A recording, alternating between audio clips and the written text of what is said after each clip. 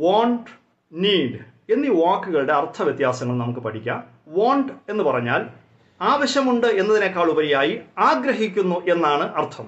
അതേസമയം നീഡ് എന്ന് പറഞ്ഞാൽ വളരെയധികം ആവശ്യമുണ്ട്, അത്യന്താപേക്ഷിതമാണ് എന്നാണ് അർത്ഥം. I won't A new pen. എനിക്ക് ഒരു പുതിയ പേന വേണം. അത്യാവശ്യമല്ല, എനിക്ക് വേറെ പേന ഉണ്ട്, പക്ഷെ ഒരു പുതിയ പേന കിട്ടിയാൽ കൊള്ളാം. എന്നാൽ I need a pen to put the signature. Signature ഇടുന്നതിന് വേണ്ടി എനിക്കൊരു പേനയുടെ അത്യാവശ്യമുണ്ട് എന്ന് പറഞ്ഞാൽ എൻ്റെ കയ്യിൽ പേന ഇല്ല, അതുകൊണ്ട് എനിക്കൊരു പേന വേണം. I want some money. എനിക്ക് കുറച്ച് പണം വേണം എന്ന് പറഞ്ഞാൽ കുറച്ച് പണം കിട്ടിയാൽ എനിക്ക് കുറെ കാര്യങ്ങളൊക്കെ ചെയ്യാമായിരുന്നു. അത്യാവശ്യം എന്നല്ല ഇതിന്റെ അർത്ഥം. ഐ നീഡ് സം മണി എന്ന് പറഞ്ഞാൽ കുറച്ച് പണം വളരെയധികം ആവശ്യമാണ്, അത്യന്താപേക്ഷിതമാണ്. ആ പണം കിട്ടിയില്ലെങ്കിൽ എനിക്ക് അതിജീവിക്കാൻ പറ്റുകയില്ല. അതിനെയാണ് ഐ നീഡ് സം മണി എന്ന് പറയുന്നത്.